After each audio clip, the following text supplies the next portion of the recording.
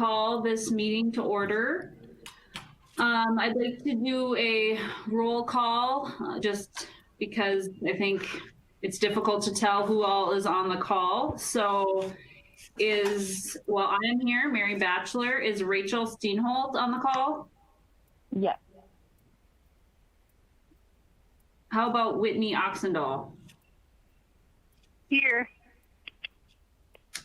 Thank you. Carlos Hawley? Yes, I'm here. Scott Bollier? Yep, I'm here. Okay. Carrie Peterson? Yes, I'm here. And Kristen Schipper? Yes, I'm here. All right, we have a full board in attendance. Excellent. So let's go ahead and approve the order of the agenda. Chris Schipper, I'll make a motion to approve the order of the agenda.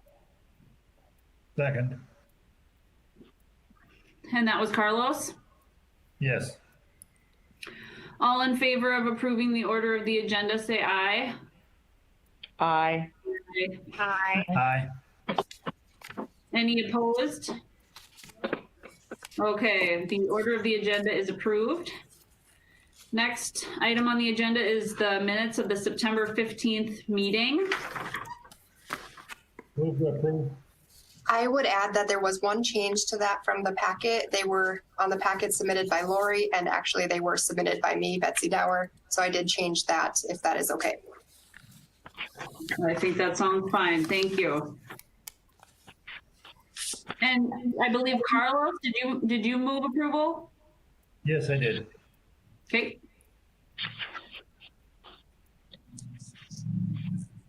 Any seconds on that? Chris Schipper, I'll second. Thank you. All in favor of approving the minutes of the September 15th meeting, say aye. Aye. Aye. Aye. Any opposed? Okay, the minutes of the September 15th meeting are approved. Next is our staff report by Sunny. Hi. So, There. as always, we've got a lot going on. We've got our last page hired here at Maine. So, if you see a new face walking around, say hi to Isabel. Upcoming programming that we've got going on. Baby Rhyme Time is happening. We have a session tonight at 6:30 and another session at 10 a.m. on the 22nd. So if you're interested in that, please go ahead and pre-register for those events. On the 22nd at 11 a.m., we're going to have a What's New at NASA program, and it's just going to go over the new and exciting developments that NASA is currently doing. This event is most appropriate for kids age 5 and older. So if you want to do that, go ahead and register for it. You do need an email address, and if your kid has questions ahead of time that you want the librarians to answer, go ahead and ask them then, and we'll get to them during the event. Crafts to Go for kids. Crafts to Go, as we know, have been very popular across all age groups. The next one that's coming up is the Bat Pom-Pom Launcher Craft on the 26th of this month. So if you haven't registered for it and you want to check it out, go ahead and register for that. 21st, we're very excited about one of our 2 story walks. This one is done in partnership with the Fargo Park District. It is located at Brunsdale Park, and it's a permanent sign fixture that will be in the park from now on that the children's department will curate and kind of help tell a story as the kids go along.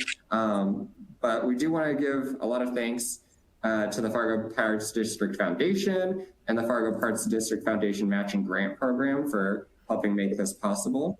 And that event is going to be held online tomorrow morning at 10 a.m. And it's going to be streaming on both the Facebook pages for the library and for the Fargo Parks District. So just log on and take a look. We also have our other story walk that you might be familiar with that's, well, not closer by since we're all in different locations right now, but that's just right out here in the Civic Plaza. That will be up. That is up right now, but we advise, take a walk through it. Maybe not today. It's a little bad out today, but we do have one that's a little maybe more accessible to a parking lot. So yeah, give it a look at. On the 7th, we will be having an Escape the Library, another online escape room edition. Those are happening at 12 and 3, and those will also be online, most appropriate for kids age 6 to 12, okay? Upcoming events and teams. Again, more crafts to go. 26th, we're releasing the glowing mummy hand, and on November 9th, it's the clay owl magnet. I should probably mention that registration for these opens up 2 weeks before the release of the craft, so kind of keep an eye out around then. And this is most appropriate for people age 11 to 18. November 10th at 7 p.m., we'll be having our Fountains of Silence book club, again, online. This is by, I had this name, Rudiceptus, and obviously you'd want to register online. We might be able to get you a copy of a book, but we also bought extra copies to download on Overdrive. Coming up in adults, again on the 26th, we're doing the rustic wood slice painting. So be sure to register for that if you're interested. And we also have some trivia events coming up on November 4th. This one is going to be library and literature. So again, go online, register. You'll have a bunch of fun. Our multi-generational events that we have coming up. October 22nd, this will be taking place on Discord. If you're not familiar with that app, or if you are familiar with that app, just look it up.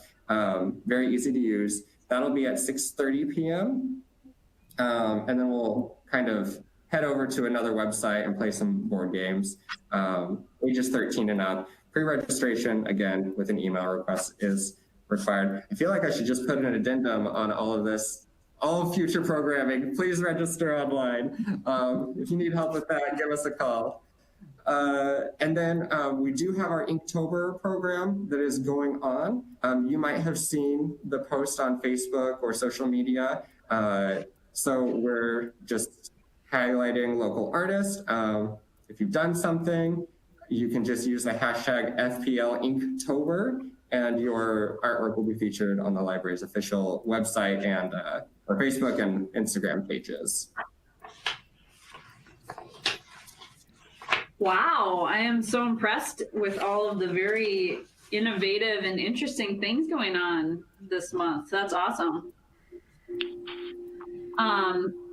Especially the story walk. That is like just such a unique thing. And I see in here that you plan to change the featured book every few months. So it'll continuously be novel for families to go back and explore. So that sounds really cool.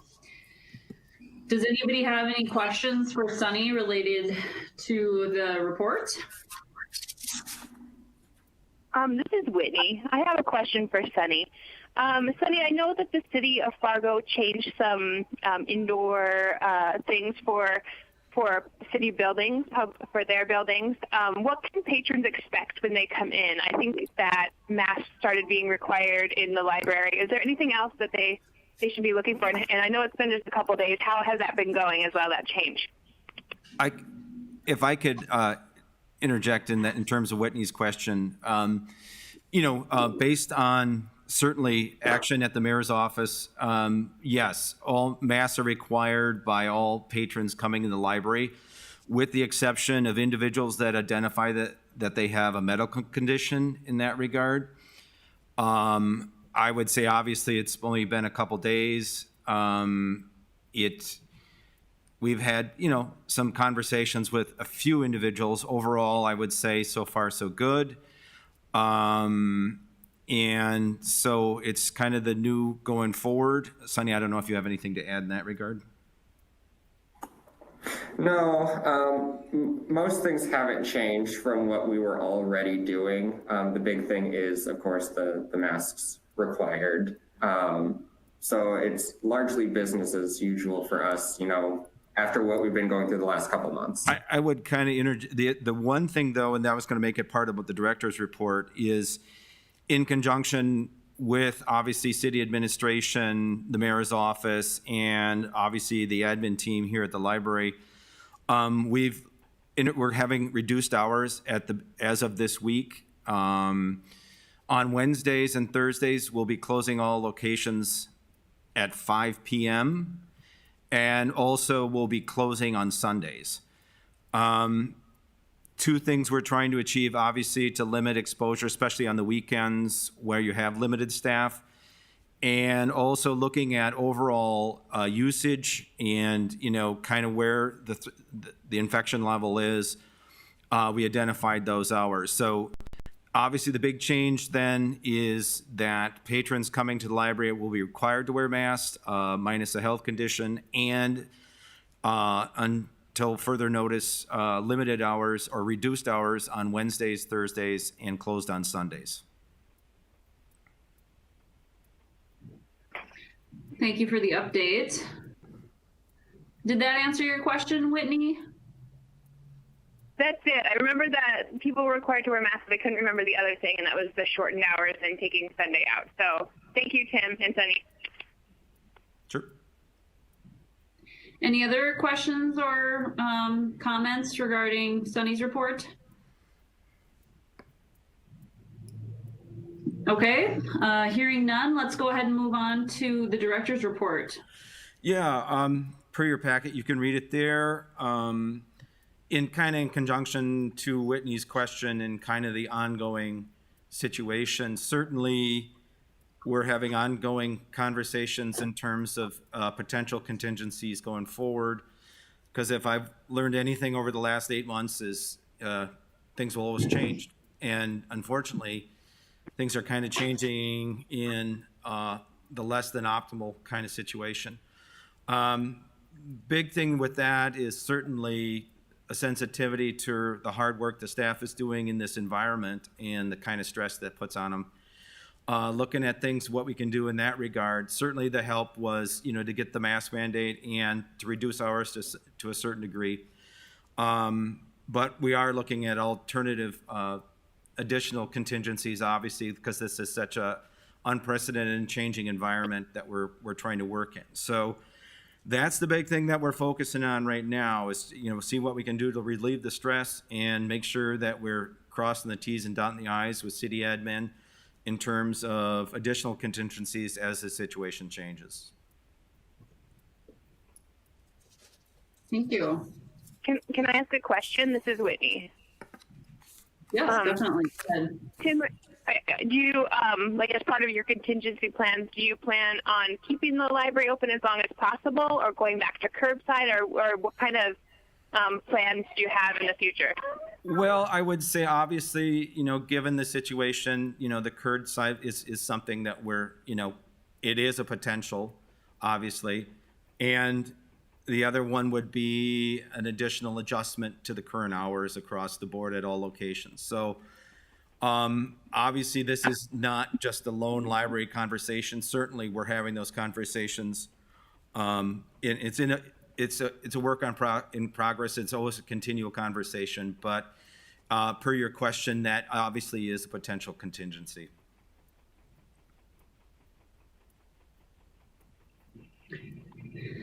Does anybody else have any questions about contingency planning or anything else related to the library's reduced hours or other changes with the pandemic situation? This is Whitney. I have one more question, if possible. Go ahead. Tim, have there been any staff reports of positivity, especially related to exposure in the library, or has staff been has it been pretty safe for them? We have not experienced any staff exposures or situations related to COVID-19 on site. I think obviously outside of that, we've had folks that have been tested and come back negative, through life or whatnot, but we haven't had a situation on any location in that regard. Okay, that's great. Thanks, Tim. That's good news. And I will definitely reinforce Tim's comment regarding the staff and their hard work and commitment to providing the important community services during this time. We really appreciate it.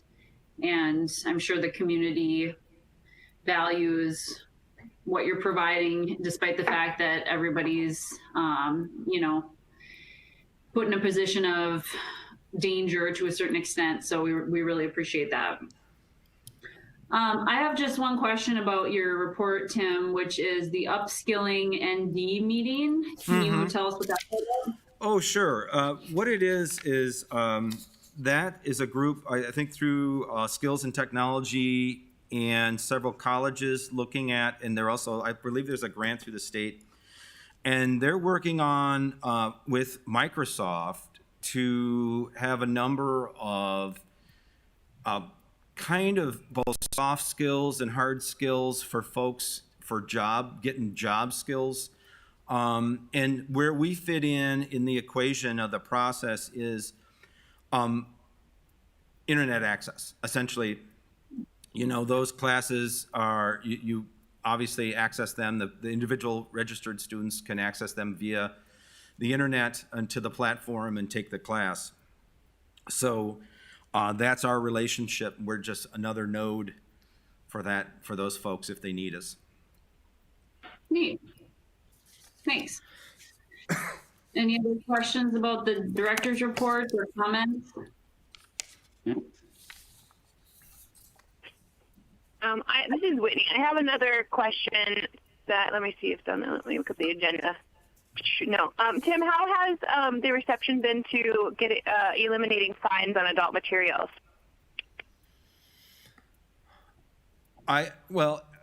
Folks are happy. We get a few questions like, aren't you supposed to teach, social responsibility or what have you? And, it's kind of like, well,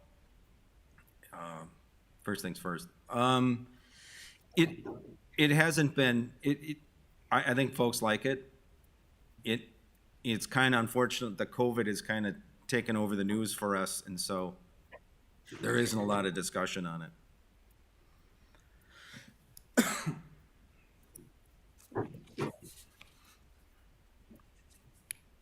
Anything else?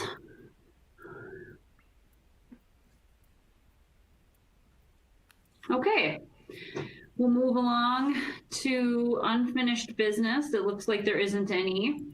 So the next item on the agenda is new business. We have one action item, which is a material concern. Yeah. It's included in the packet. Yeah. Go ahead, Tim. I'm sure everyone's read it. Essentially, it's a children's book that discusses the presidents.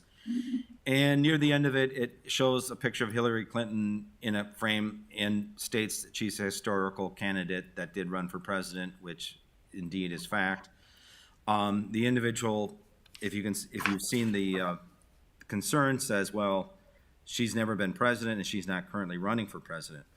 I think the key thing, obviously, the committee that looked over it, you have their recommendation. And again, per the action item summary sheet, I concur with their recommendation in regards to this. I think to me, it's pretty straightforward. If the book states that she's a historical candidate, I think that's ultimately true. Regardless of your politics, that is a simple fact of it. And I say, let's accept the recommendation of the committee that reviewed it, essentially.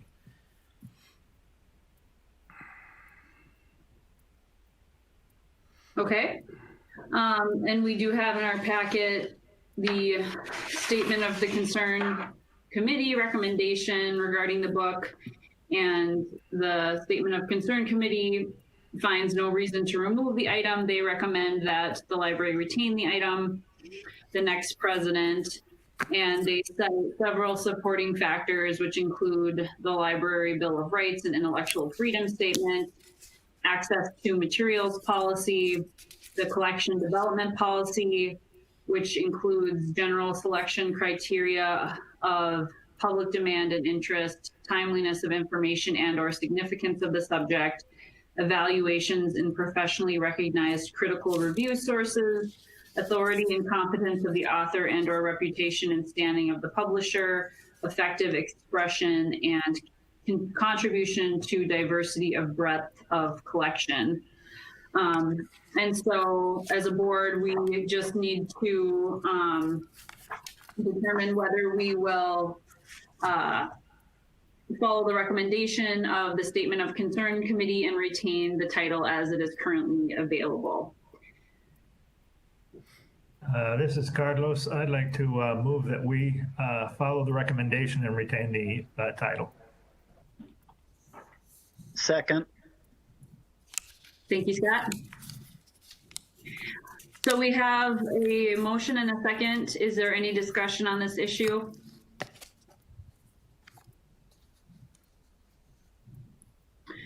All right, hearing none, all in favor of accepting the recommendation of the Statement of Concern Committee and retaining the book, The Next President, please say aye. Aye. Aye. Aye. Aye. Any opposed? Okay, sounds like there's no opposition, so the motion is carried and the book will be retained. Thank you. Next item on the new business agenda is the annual impact report document. Well, I was thinking when I had that on the agenda, we were going to stay in yellow and I could hand it out to you all folks. But with the vagaries of the pandemic, we'll be mailing these out to you. Okay. So, is there anything we need to do with respect to that, or just you wanted to talk about? It's what we send out every year. Okay. And what does it cover? Oh, it basically covers all kind of the programming in detail and activities of the library in the previous year.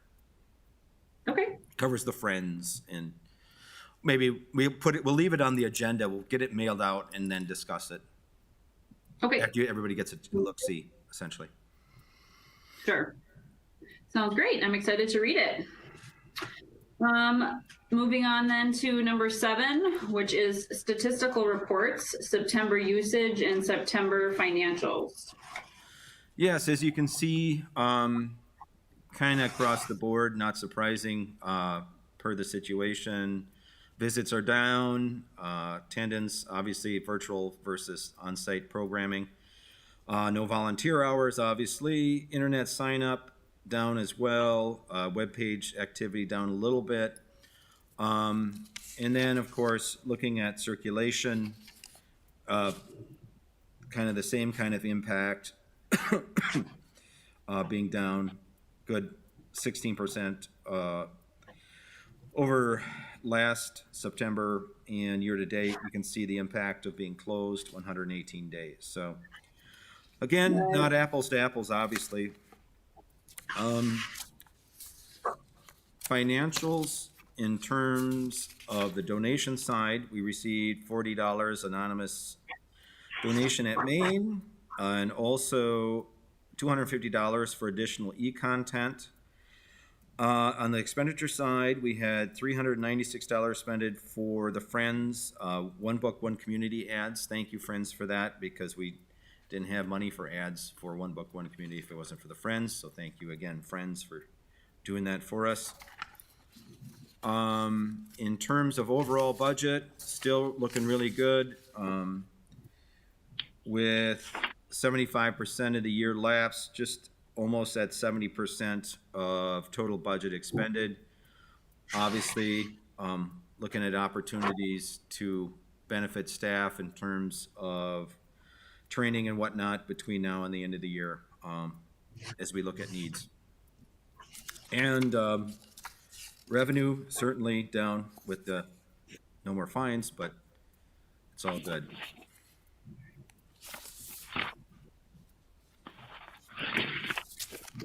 Thanks, Kim. And thank you to the anonymous donor. That's very kind. We appreciate every donation we get. And thank you to the Friends again for the advertising and all the support in general. We benefit tremendously from the Friends activities. Does anyone have any questions regarding the stats or the financials?